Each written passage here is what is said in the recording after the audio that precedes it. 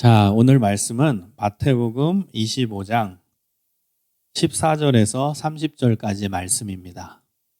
우리가 너무나도 잘 알고 있는 달란트 비유입니다. 자, 여러분 교회에서 많이 들어보셨죠? 달란트 비유? 마태복음 25장 14절에서 30절까지의 말씀. 그럼 성경책 다 피시기 바랍니다.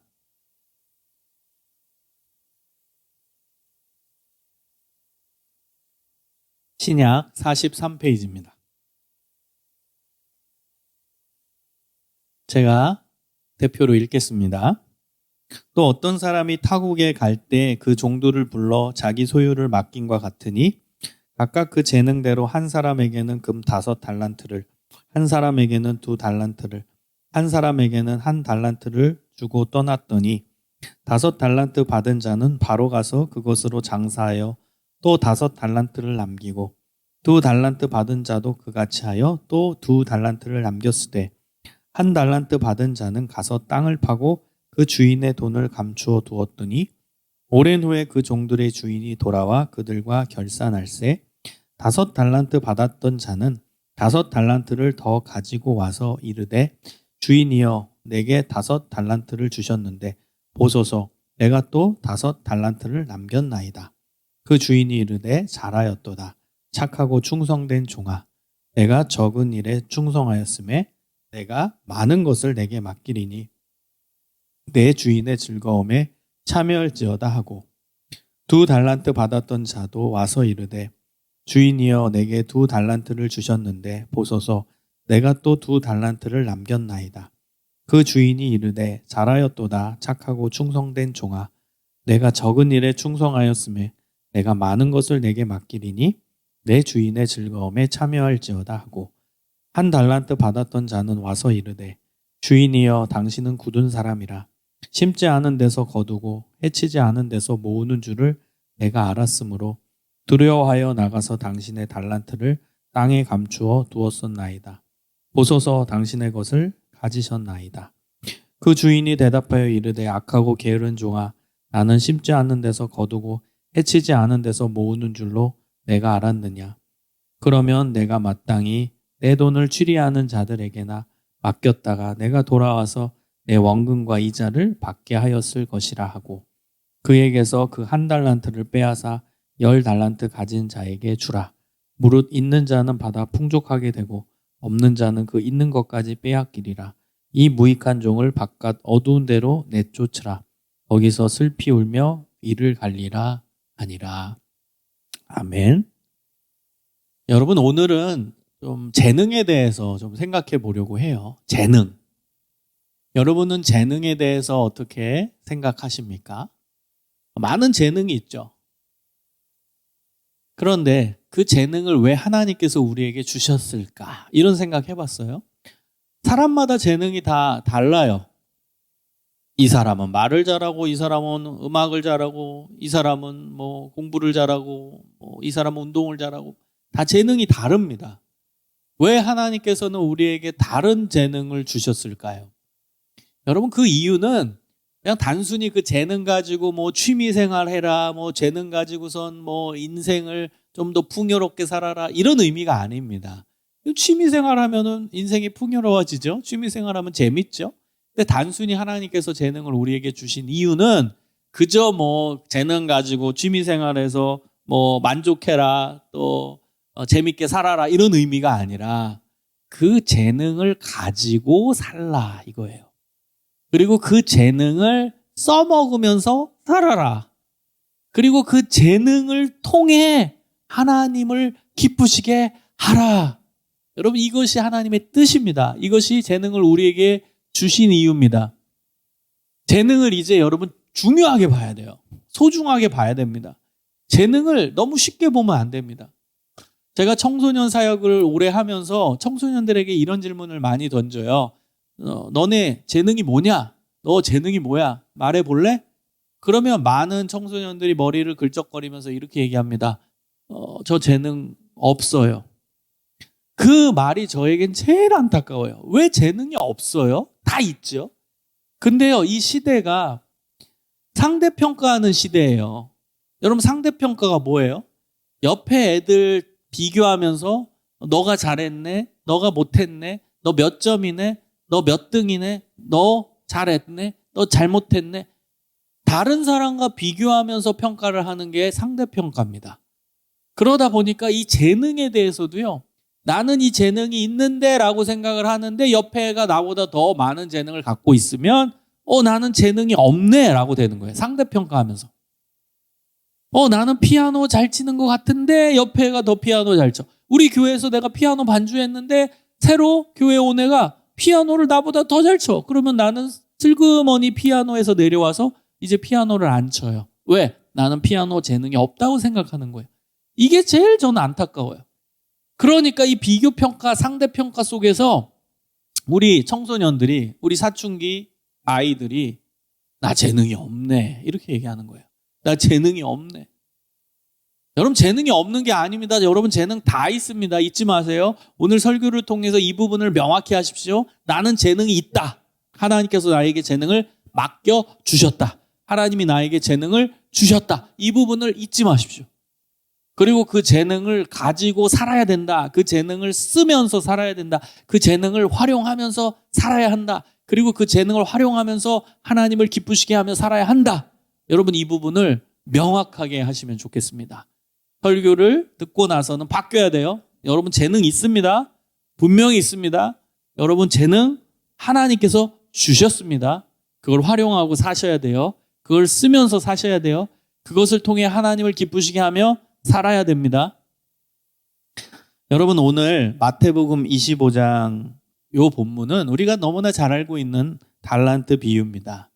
여러분 오늘 14절 25장 14절에 보면 어떤 사람이 타국에 갈 때 그 종들을 불러 종 3명이었죠.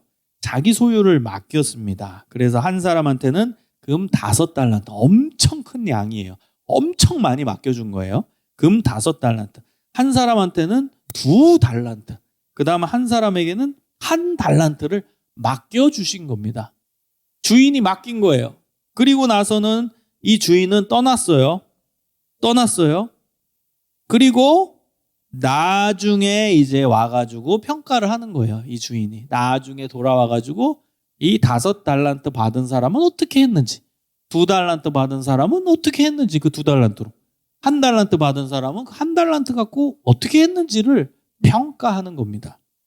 자, 5달란트 받은 사람은 뭐 했습니까? 16절에 보면 5달란트 받은 자는 바로 가서 그것으로 장사해서 또 5달란트를 남겼다. 그리고 2달란트 받은 사람도 뭐 했어요? 17절에 보면 2달란트 받은 자도 그같이 하여 또 2달란트를 남겼다. 그럼 마지막 세 번째 1달란트 받은 사람은 어떻게 했나요? 18절에 보면은 1달란트 받은 자는 가서 땅을 파고 그 주인의 돈을 감추어 두었다. 여러분 5달란트 받은 사람, 2달란트 받은 사람은 동일한 행동을 했어요. 동일한 노력을 했어요. 열심히 그 달란트를 가지고 장사했어요. 열심히 일을 했다는 거죠. 그런데 이 1달란트 받은 사람은 이 5달란트 받은 사람, 2달란트 받은 사람과 다른 행동을 합니다. 다른 삶을 살았어요. 뭘 했냐? 땅을 파서 그 1달란트 그 주인의 돈을 감춰 두었습니다.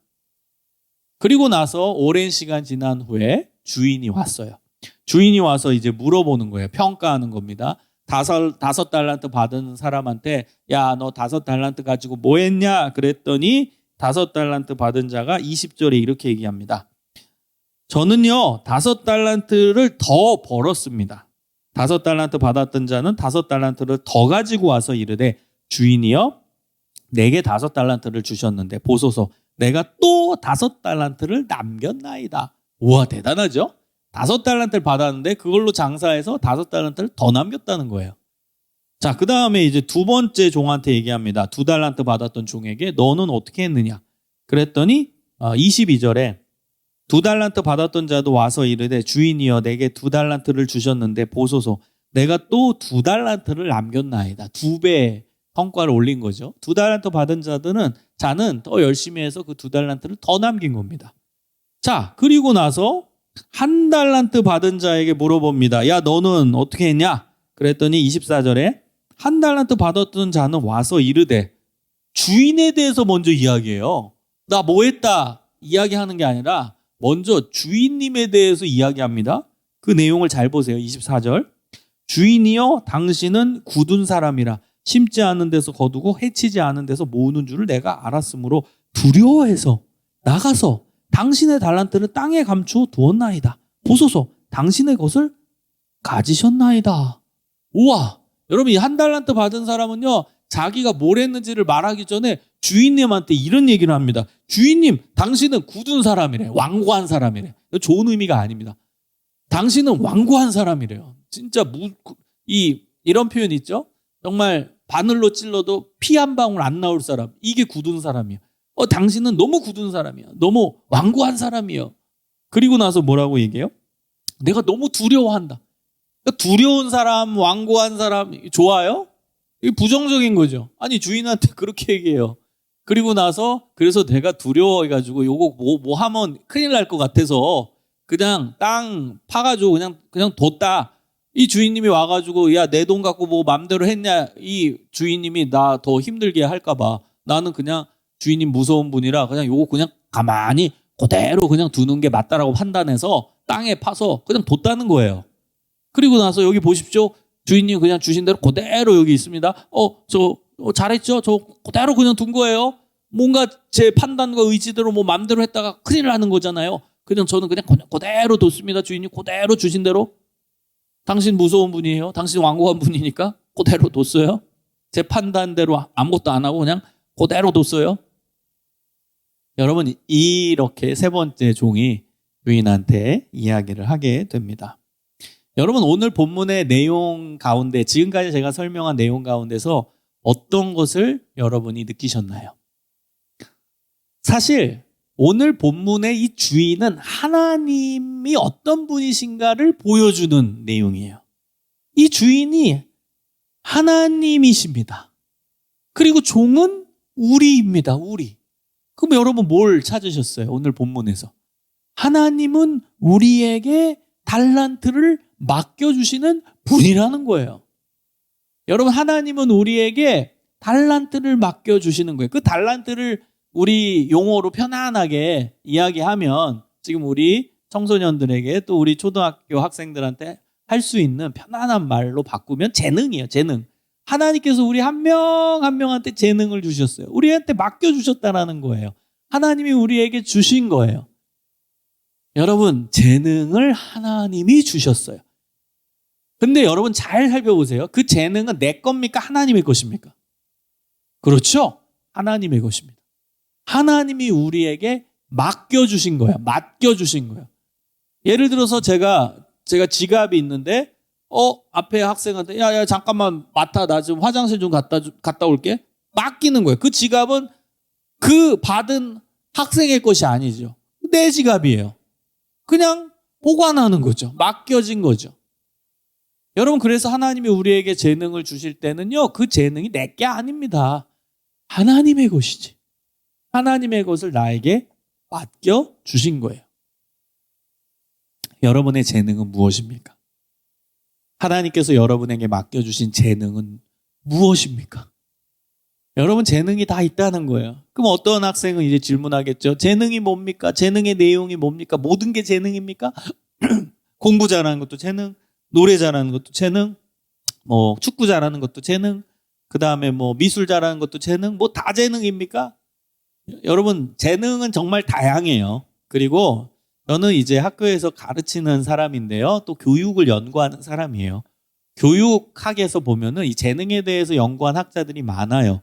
그리고 재능에 대해서 뭐 내용에 대해서 이야기한 사람들도 많고요. 다양해요. 그런데 여러 이제 재능을 연구하는 학자들 중에 가장 대표적인 학자, 가장 유명한 학자가 하버드 대학교의 하워드 가드너라는 학자예요. 그 교육학자가 재능에 대해서 이야기를 합니다. 재능에 대해서 발표합니다. 연구를 합니다. 그래서 이 학자가 이야기하고 있는 재능의 영역은 8가지 정도를 얘기할 수 있어요. 첫 번째는 언어, 그 다음 두 번째는 수리 논리, 세 번째는 공간, 네 번째는 음악, 그 다음에 다섯 번째는 신체 운동, 여섯 번째는 인간 친화, 일곱 번째는 자연 친화, 8번째는 자기 성찰. 여러분 이것이 이 사람의 용어는 지능이라고 표현을 해요. 지능. 이 지능에서 재능이 나옵니다. 근데 여러분 편안하게 재능이라고 이야기해도 돼요. 언어 재능, 수리 논리 재능, 공간 재능, 음악 재능, 신체 운동 재능, 인간 친화 재능, 자연 친화 재능, 자기 성찰 재능. 여러분 제가 간단히 하나씩 설명을 드릴게요. 첫 번째, 언어 재능은 뭐예요? 우리가 잘 알고 있는 내용입니다. 말하고 듣고 읽고 쓰는 재능입니다. 여러분 언어 재능이 뛰어난 사람들이 여기 분명히 있을 겁니다. 근데 언어 재능이 뛰어난 우리 학생들의 특징은요. 단어를 아주 다양하게 사용합니다. 또래에 비해서 다양한 단어를 사용할 수 있고요. 그리고 또래에 비해서 좀 어려운 단어를 씁니다. 그러니까 예를 들어서 초등학교 6학년 학생이 여기 있으면 꼭 중2, 중3 같아. 언어를 중학생 언어를 써요. 그럼 여기 중3이 있는데 고등학교 2학년, 3학년 언니, 오빠, 누나들과 같이 있으면 대화가 잘 돼. 그런 사람이 언어 지능이 높아요. 단어력이 풍부하거나 어려운 단어를 좀 쓸 수 있는 사람들, 이 사람들이 언어 재능이 높습니다. 많이 가지고 있어요. 두 번째는 수리 논리 재능입니다. 여러분 수리 논리는 수학 재능이라고 보시면 돼요. 수학의 연산 규칙, 논리 규칙을 잘 파악하고 계산할 수 있는 능력이 수리 논리 재능입니다. 여러분 맞춰보세요. 2, 4, 6, 8 뭐예요? 10이죠. 왜 10이 나왔어요? 2씩 증가한 거잖아요. 이게 논리 규칙입니다. 그걸 잘 파악할 수 있는 능력이 바로 수리 논리 재능입니다. 수학 잘하는 우리 학생들이 이 재능이 많이 있는 것이죠. 자, 세 번째는 공간 재능입니다. 공간 재능은 공간 안에서 내가 사물을 배치할 때 가장 균형 있게 가장 좋은 모습으로 배치할 수 있는 능력이 공간 재능입니다. 그래서 그림 잘 그리는 미술 잘하는 학생들이 공간 재능이 높아요. 도화지 위에 내가 사물을 그릴 때 균형 있게 좋은 그림으로서 그려낼 수 있는 최적의 배치로 그려낼 수 있는 능력이 공간 재능이에요. 여러분 나중에 운전을 할 텐데요. 운전 잘하는 사람도 이 공간 재능이 높아요. 왜냐하면 도로라는 공간 안에 내 차가 들어갈 때 잘 움직여지고 잘 균형 있게 들어갈 수 있게 하니까. 주차는 앞차와 뒤차와의 공간에 내 차를 집어넣는 건데 어떻게 집어넣어야 가장 균형 있게 들어갈 수 있는지를 딱 계산해서 들어가거든요. 그래서 운전 잘하는 사람들이 공간 재능이 높아요. 그리고 여러분 집에 가면 뭐 가구를 이렇게 막 수시로 바꾸는 우리 학생들이 있죠. 내 방에 들어가서 뭐 침대가 있고 책상이 있으면 막 이렇게 바꿨다가 저렇게 바꿨다가 그거는 최적의 공간 배치를 하려고 노력을 하는 거예요. 우리 머릿속으로 무의식적으로 이 공간에 들어가서 책상, 뭐 침대, 탁자가 있으면 이렇게 바꾸면 최적의 공간 배치가 될까? 이렇게 바꾸면 좋은 공간 배치가 될까를 계속 생각해서 하기 때문에 가구 배치를 계속 바꾸고 싶은 거예요. 여러분 중에 있죠? 방에 가서 가구 배치를 막 바꾸고 싶은 사람들은 지금 공간 재능이 높을 확률이 많습니다. 자, 그 다음에 음악 재능입니다. 우리 목회자 자녀들 중에서는 음악 재능이 높은 사람들이 많은데요. 음악 재능은 악보를 보고 리듬 계명 음정에 맞게끔 연주할 수 있는 능력입니다. 노래 잘하는 사람도 음악 재능이 높을 수 있어요. 그런데 선천적으로 목소리 톤이 좋은 사람들이 있어요. 그래서 엄밀하게 말해서 음악 재능은 악보를 보고 리듬 계명 음정에 맞게끔 연주할 수 있는 능력이라고 말할 수 있어요. 우리 목회자 자녀들 이제 악기 잘 다루잖아요. 그러면 보통 한 개 악기만 다루지 않고 그 다음에 다른 악기도 다룹니다. 그리고 악기 잘 다루는 사람은 새로운 악기를 배우면 금방 배워요. 그래서 여러 악기들을 잘 다루게 되거든요. 악기 잘 다루는 사람이 음악 재능이 높습니다. 자, 그 다음에 신체 운동 재능입니다. 신체 운동 재능은 뭐냐면 운동이에요. 그러나 좀 더 엄밀하게 이야기하면 지구력과 유연성입니다. 오랫동안 할 수 있고 그 행동을 그리고 유연한 거.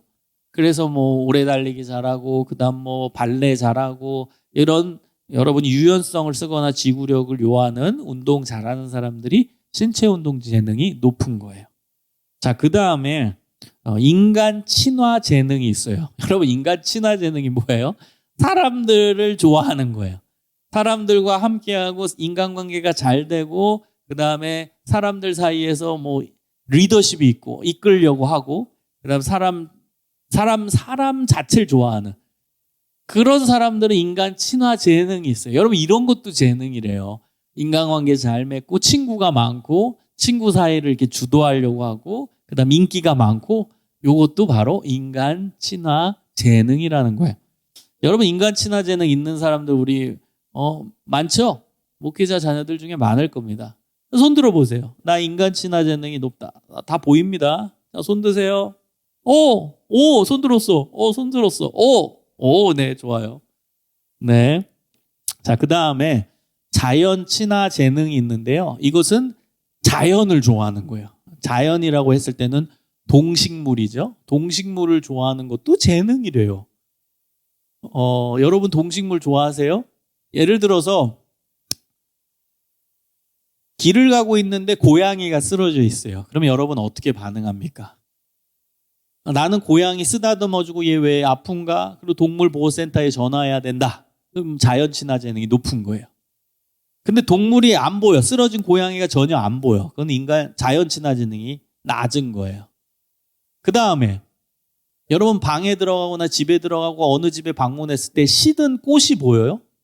그리고 물을 줘야 돼요? 그러면 자연 친화 재능이 높은 거예요. 그런데 시든 꽃이 안 보여. 그럼 인간 자연 친화 재능이 낮은 거죠. 저는 자연 친화 재능이 낮아요. 그래서 아직도 제 이제 연구실에 가면은 그 시들어서 마른 그 화초가 아직도 있어요. 그 물을 줘야 되는데 계속 잊어버려. 안 보여요, 그게. 시든 꽃이 안 보여요. 그 물을 뭐 한 주에 한 번 줘야 되는데 막 한 달에 한 번 주고 막 그래요. 까먹어요. 안 보여요, 시들어도. 전 자연 친화 지능이 낮아요. 그래서 자연 친화 지능은 식물, 동물을 사랑하고 애틋이 여기고 그 다음에 긍휼히 여길 수 있는 재능. 그게 자연 친화 재능입니다. 여러분, 이런 재능도 있는 거예요. 이거는 하버드 대학 교수님이 얘기한 거예요, 여러분.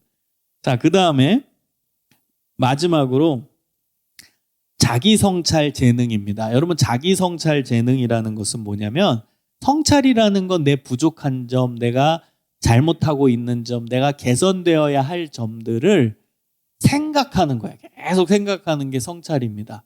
여러분, 성찰을 이제 잘하는 사람들이 있어요. 특히 목회자 자녀들 중에서 성찰을 잘하는 사람들이 많아요. 그래서 성찰을 잘하는 사람들은요, 생각이 많습니다. 어떤 생각이요? 내가 오늘 실수한 거 없나? 오늘 말 실수한 거 없나? 내가 뭐 잘못한 거 없나? 끊임없이 생각을 하는 거예요. 어떤 친구랑 만나고 와서도 집에 들어와서 밤에 내가 그 친구랑 만나서 말 실수한 거 없나? 뭐 잘못 행동한 거 없나? 그런 것을 계속 생각합니다. 피곤하죠. 본인들은 피곤하죠. 그러나 주변 사람들로부터는 착하다라는 평가를 많이 받아요. 왜? 실수 안 하려고 노력하겠죠? 그 다음에 계속 내가 실수한 게 뭔지를 계속 생각하고 그걸 찾으려고 노력하니까 당연히 신중한 행동이 되고, 그러면서 주변 사람들로부터 참 착하다라는 평가를 많이 받게 되는 것이죠. 그리고 완벽주의적인 경향을 가진 사람들이 이 재능이 많아요. 뭘 하고 나서 실수가 없이 하려고. 뭐 틀린 거 없나? 잘못된 거 없나? 계속 생각하고 찾고 노력하는. 그렇기 때문에 완벽주의적인 이제 성향을 갖고 있는 사람들이 이 재능이 높다는 겁니다. 여러분 어때요? 어렵지 않죠?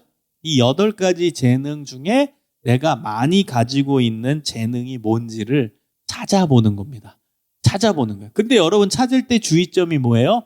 절대로 옆에 아이랑 비교하지 말라. 비교하면 안 됩니다. 비교하면 안 돼요. 그렇죠? 비교하면은 재능이 있을 사람이 어디 있습니까? 저는 솔직히 말 잘하거든요. 근데 여러분, 나보다 말 잘하는 사람은 훨씬 많아요. 그럼 나보다 말 잘하는 사람이 제 앞에 오면은 저는 말 못하는 사람이 되죠. 말 잘하는 재능이 없어지죠. 그리고 여러분한테 보여드릴 수는 없지만 저 피아노를 잘 칩니다.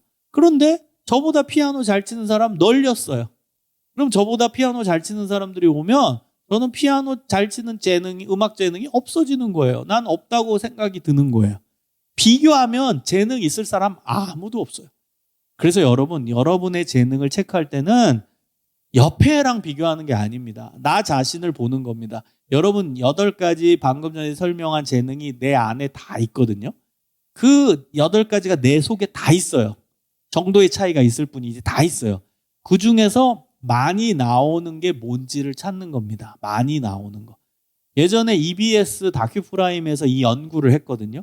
많이 나오는, 내 안에서 많이 나오는 재능 3가지를 찾아라. 그리고 그 3가지와 맞아떨어지는 직업을 택하라. 진로 선택을 할 때. 그런 이제 연구를 한 결과가 있습니다. 여러분, 내가 가지고 있는 이제 3가지 상위, 많이 갖고 있는 재능을 찾고 그거와 관련된 진로 분야들을 조심스럽게 찾아 나가면 그게 좋은 방법이 될 수 있다. 이런 이제 연구 결과를 EBS에서 냈어요. 여러분 예를 들어 볼게요. 제가 많이 가지고 있는 3가지 뭘까요? 방금 얘기했죠? 언어. 그다음 저 음악 잘해요. 피아노 잘 치고 뭐 다른 악기도 잘합니다. 노래도 좋아하고 잘합니다. 자, 2번째 음악 재능이에요. 자, 3번째는 전 인간 친화 재능이 있어요.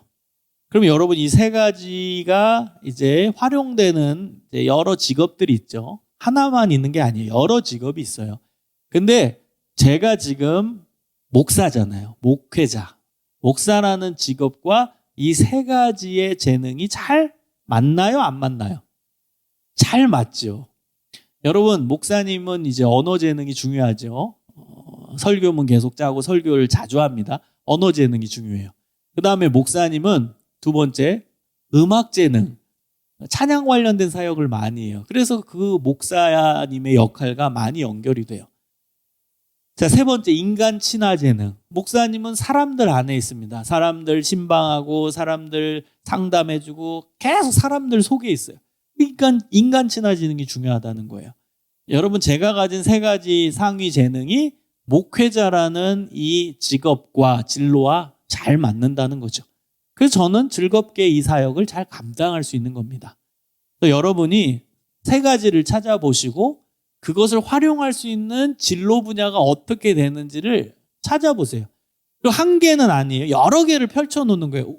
여러분, 우리 한 개만 생각하는 건 위험해요. 그게 안 될 수도 있어요. 그리고 하나님의 뜻이 어디 있을지 모르니까 내가 가지고 있는 상위 3가지와 맞는다고 생각하는 직업 여러 개를 한번 펼쳐보는 거예요. 한 5가지 정도를 펼쳐보고 그 안에서 내가 뭘 해야 되는지, 그리고 뭘 원하는지, 그리고 나중에 실제 할 수 있는 게 뭔지.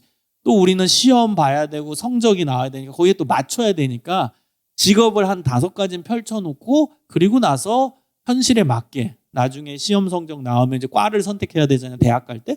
그것도 현실에 좀 맞게끔 그 분야들 중에 하나를 선택할 수 있어야 돼요. 그래서 한 개만 목표로 하지 말고 한 직업 한 5개 정도는 펼쳐놓고선 그 중에서 어떤 게 현실에 딱 맞는지, 내가 시험 성적 나중에 나오고 하면 뭐가 더 현실적인지를 잘 찾아 나가는 그 분별력도 있어야 됩니다. 여러분, 제가 언어 재능, 그 다음에 음악 재능, 그 다음에 인간 친화 재능이 높다고 했잖아요. 목회자만 해당되는 건 아닙니다. 뭐 예를 들면 음악 관련된 직종에 있는 사람들도요, 이 3가지를 다 가지고 있는 사람들이 많아요. 뭐 작곡가, 작사하는 그 싱어송라이터도 이런 제가 가지고 있는 3가지 이 재능이 있는 사람들이 많고요. 또 음악 평론가, 그다음 음악 치료사, 이런 직업군도 지금 제가 가지고 있는 3가지 재능과 잘 맞아요. 그러니까 여러분이 여러 개가 있어요. 직업들이 여러 가지가 있어요. 그래서 여러분 3가지 재능과 맞아 떨어지는 직업들을 좀 몇 가지 찾아보고 현실에 맞게끔 내가 뭐를 하는 게 맞을 거다. 하나님은 이걸 하는 걸 원하신다. 그 내가 공부하면서 시험 성적 나오는 것과도 맞추면서 현실적으로 내가 이 중에서 뭘 하면 좋겠다라는 것을 찾아갈 수 있으면 좋을 것 같아요. 자, 2번째입니다. 여러분, 하나님은 오늘 본문에서 어떤 분이시냐? 절대평가 하시는 분입니다. 여러분, 절대평가는 단어를 얘기했어요. 제가 상대평가의 반대입니다. 절대평가는 내가 기준인 거예요. 내가 기준으로서 내 한계를 뛰어넘고 내 가능성을 최대한 발휘하는 거. 그걸 보고선 평가하는 게 절대평가입니다. 상대평가는 뭐예요? 옆에 애랑 비교하는 거고, 절대평가는 그 한 사람을 보면서 그 한 사람의 가능성과 한계를 보고 한계를 뛰어넘고 가능성을 제대로 발휘했으면 그 부분에 대해서 칭찬하고 인정하는 거예요. 이게 절대평가입니다. 그래서 절대평가의 기준은요, 사실 지난번보다 잘했으면 돼요. 지난번에 이 정도 성적을 받았어, 학교에서. 근데 이번엔 그걸 뛰어넘었어. 그럼 절대평가의 기준에서는 잘한 거예요. 왜? 지난번 한계는 이 점수였는데 그걸 뛰어넘어서 좀 더 가능성을 발휘했기 때문에 좋은 점수가 나온 거거든. 그러니까 칭찬을 하는 겁니다. 그게 절대평가예요. 여러분 이런 말 들어봤어요? 나의 경쟁 상대는 나다. 나의 경쟁 상대는 옆에 사람이 아니라 나라는 거예요. 나의 가능성 한계를 보면서 그 한계를 최대한 뛰어넘고 가능성을 최대한 발휘하도록 나는 노력하겠다. 이게 절대평가의 기준입니다. 자, 근데 우리 하나님은요, 절대평가는 하세요. 상대평가는 안 하세요. 너보다 얘가 낫네, 너보다 얘가 못해, 이런 상대평가, 비교평가는 안 하시되 한 사람을 보면서 그 사람이 한계를 뛰어넘고 최대한 가능성을 발휘했는가, 이 부분은 평가하신다는 겁니다. 여러분 5달란트 받은 사람이 이제 5달란트 더 남겼더니 주인이 절대평가를 하십니다. 21절에 보세요. 그 주인이 이르되 잘하였도다 착하고 충성된 종아, 내가 적은 일에 충성하였음에 내가 많은 것을 내게 맡기니 내 주인의 즐거움에 참여할지어다 하고 칭찬하셨죠? 잘하였도다 충성된 종아, 칭찬하시는 거예요. 그리고 2달란트 받은 사람도 2달란트를 더 남겼더니 23절에 그 주인이 이르되 잘하였도다 착하고 충성된 종아, 내가 적은 일에 충성하였음에 내가 많은 것을 내게 맡기리니 내 주인의 즐거움에 참여할지어다. 놀랍게 5달란트 남긴 사람과 동일한 칭찬하시죠. 이게 우리 하나님이십니다. 옆에 사람과 비교하시지 않고 한 사람의 가능성을 보고 최대한 가능성을 잘 발휘했으면, 최대한 한계를 뛰어넘었으면 그 사람을 칭찬하시는 거예요. 5달란트 받고 5달란트 남긴 사람이나 2달란트 받고 2달란트 최선을 다해 남긴 사람은 동일한 칭찬이에요. 한 사람을 보면서 동일한 칭찬. 착하고 충성된 종아, 내가 적은 일에 충성하였음에 내가 많은 것을 내게 맡길 거다. 칭찬하시는 거예요. 여러분 우리 하나님은 절대평가는 하십니다. 그래서 여러분 최선을 다하세요. 옆에랑 비교해서 최선이 아니라 내가 가진 재능 가지고 최선을 다하는 거예요. 옆에랑 비교해서 쟤보다 잘해야지, 아니에요. 내가 가진 것 갖고 최선을 다하면 됩니다. 그 부분을 하나님은 평가하시는 거예요. 그래서 여러분 오히려 마음이 편하지 않나요? 옆에보다 잘할 필요 없어요. 나만 보세요. 나만 보세요. 나의 한계를 조금이라도 뛰어넘으려고 노력하시면 되는 겁니다. 이거는 뭐 일상생활 속에서 예지만 예를 들어 나는 늦잠을 잘 자. 그래서 맨날 약속 시간 5분 지각해. 맨날. 그 사람은 그 한계가 5분 지각하는 거예요. 약속 시간 5분 늦는 거. 많이도 아니고 딱 5분. 그러면은 그 사람이 최선을 다해서 노력해서 5분 지각을 안 하고 정시에 딱 도착하는 거예요. 매 약속보다. 그럼 그 사람은 잘한 거죠. 절대평가에서. 왜? 자기 한계를 뛰어넘었으니까. 그러니까 여러분이 옆에 사람 잘하는 거 보지 말고 내가 한계로 생각하는 그거를 조금이라도 뛰어넘기 위해, 그럼으로써 내 가능성을 최대한 발휘하기 위해 노력하는 여러분이 되셨으면 좋겠습니다. 하나님께서 그 모습을 기뻐하신다는 것입니다. 자, 그 다음에 세 번째입니다. 여러분 세 번째는 하나님께서는 열심히 하는 자에게 더 많은 것을 맡겨주시는 분입니다. 열심히 내 재능을 갖고 더 열심히 하면 더 그 재능을 잘할 수 있게 더 많은 걸 주십니다.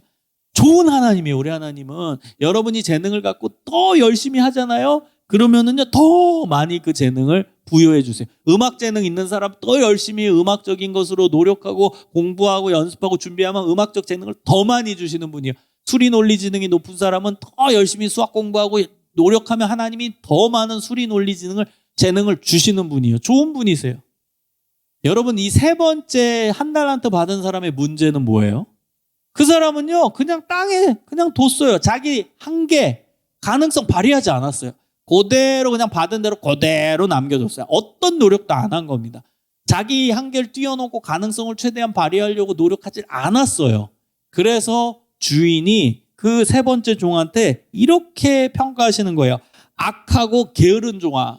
악하고 게으른, 이게 연결돼 있어요. 악이 곧 게으름이라는 거예요. 넌 게을렀다예요. 너는 네 가능성 최대한 발휘하지 않았다예요. 그게 악이래요. 죄래요, 그게.